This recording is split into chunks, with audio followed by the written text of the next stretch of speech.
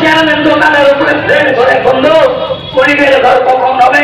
গরিব মানুষের ঘরে টাকা দিতে হবে। আবাস প্লাসের বকেয়া টাকার দাবিতে পুরুলিয়া পৌরসভা ঘেরাও করল বাউরি সমাজ। প্রায় 2 বছর আগে থেকে পুরুলিয়া শহরের অনেক উপভোক্তার আবাস প্লাসের টাকা বকেয়া রয়েছে। বাড়ি তৈরির জন্য অনেকেই পুরনো বাড়ি ভেঙেছে, কিন্তু নতুন বাড়ি নির্মাণের কাজ সম্পূর্ণ না হয় তাদেরকে বর্তমানে ট্রিপল খাটিয়ে বা ভাড়া বাড়িতে থাকতে হচ্ছে। কয়েকদিনের প্রবল বৃষ্টিতে চরম অসুবিধার সম্মুখীন হয়েছে সেই সমস্ত পরিবারগুলি। তাই সেই সমস্ত দুর্গত পরিবারগুলির হয়ে পথে নামল পুরুলিয়া জেলা তফসিলি জাতি বাউরি সমাজ কল্যাণ সমিতি। মঙ্গলবার সংগঠনের জেলা কার্যালয়ে 10-এর বাঁধ মোড় থেকে একটি মিছিল শুরু হয়।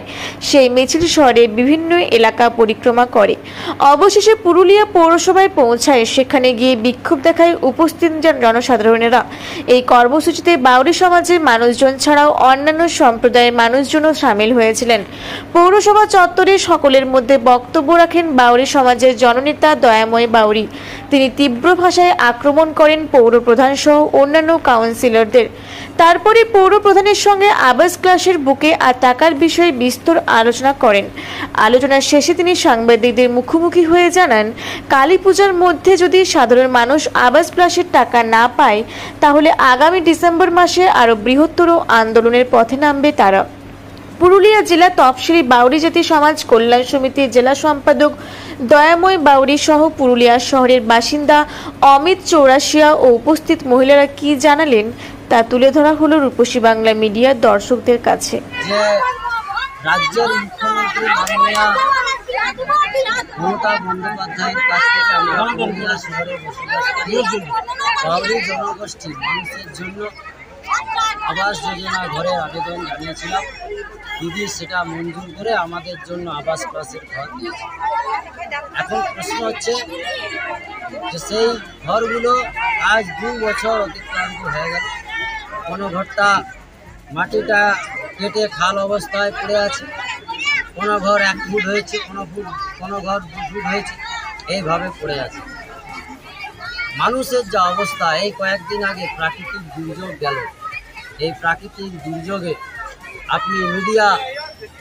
আপনি সব জানেন যে প্রাকৃতিক দুর্যোগে এই পুরুলিয়া পৌরসভার একটা নৈতিক দায়িত্ব ছিল যে ওয়ার্ডে ওয়ার্ডে মানুষের কাছে এই বিপর্যয়ে পাশে দাঁড়ানোর কথা ছিল, কিন্তু কোনো কাউন্সিলর, চেয়ারম্যান কেউ এনারা কোনো ওয়ার্ডে যায়নি, মানুষের খবর নেয়নি। এই পৌরসভা মানুষের পাশে থাকার কথা দিলেও মানুষের পাশে থাকছে না, এটা আমরা সচক্ষে দেখতে পাচ্ছি। এই বিগত প্রাকৃতিক দুর্যোগে আমরা সেটা দেখতে পেলাম। আমি সশরীরে গেছিলাম বেশ কয়েকটা ওয়ার্ডে, গিয়ে দেখলাম যে সত্যিই মানুষের অবস্থা খুব খারাপ। পাশে মাটি কাটা অবস্থায় পড়ে আছে, একটা তিরপাল গেড়ে ওই তিরপালের মধ্যে মানুষ আছে, ছাগল আছে, হাঁস আছে। ভাবুন অবস্থা, যে মানুষ ঘরে আছে, সেই ঘরে ছাগল হাঁস সবাই আছে, এইটুকু একটা তিরপাল। এমনকি সেই তিরপালের ছিদ্র দিয়ে টিপ টিপ টিপ টিপ করে জল পড়ছে। এরকম করুণ অবস্থা। কেউ এমন হচ্ছে যে কেউ বাড়ি ভাড়াতে আছে, 3000 টাকা বাড়ি ভাড়া নিচ্ছে। আপনি ভাবুন যে আজকে আমাদের যে লক্ষ্মী ভাণ্ডারের টাকা দেয় আমাদের মাননীয় মুখ্যমন্ত্রী, সেটা 1000-1200 টাকা দেয়, তাতে মহিলাদের কাছে অনেকটা সাহায্য হয়। যদি সেইটা অনেক বড় ব্যাপার হয়ে থাকে, তাহলে লক্ষ্মী ভাণ্ডারের ডবল টাকা মানুষকে ঘর ভাড়ায় লাগছে, তাহলে ওই টাকা গরিব মানুষ কীভাবে দেবে? দিনের পর মাসের পর মাস তাদেরকে সেই ভাড়া লাগছে। সেই ভাড়া গরিব মানুষ আর বিয়ার করতে পারছে না। যখন মানুষের করুণ অবস্থা দেখছি, নিজের কাছে দেখছি, নিজের চোখে দেখছি যে তারা কত কষ্টে আছে, চোখ থেকে টপ টপ করে জল পড়লো। সেদিন সিদ্ধান্ত নিলাম যে শুধু বাউরি সমাজ নয়, বাউরি সমাজের সাথে সাথে এই পুরুলিয়া শহরে সমস্ত সমাজের মা মাসিদের করুণ অবস্থা একই রকম অবস্থা। তাদের লড়াইটাকে নিজের লড়াই মনে করে আজকে পৌরসভা ঘেরাওয়ের আমরা ডাক দিয়েছিলাম। আমরা একটা স্মারকলিপি জমা দিলাম যে আমাদের আবাস যোজনার যে বাড়িগুলো এইভাবে পড়ে আছে, এই বাড়িগুলো অবিলম্বে সম্পূর্ণ করতে হবে। এই স্মারকলিপি আমরা জমা দিয়ে এলাম। চেয়ারম্যান বললেন যে এসছে, জিও অর্ডার এলে আমরা ছাড়বো। আমরা বলতে চাই যে কখন কি আসবে আমরা জানি না, জিও অর্ডার এলে ছাড়বে। আমরা অনেক দিন অপেক্ষা করলাম, আরও অপেক্ষা করব।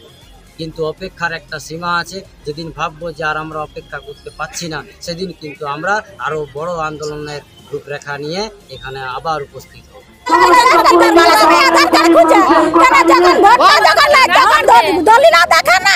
আর বাধার কারো দেখে নাই, তখন ভোটটা দিলে জিতে যায়, নেতা হয়ে যায়। আর এমনি দেখো না,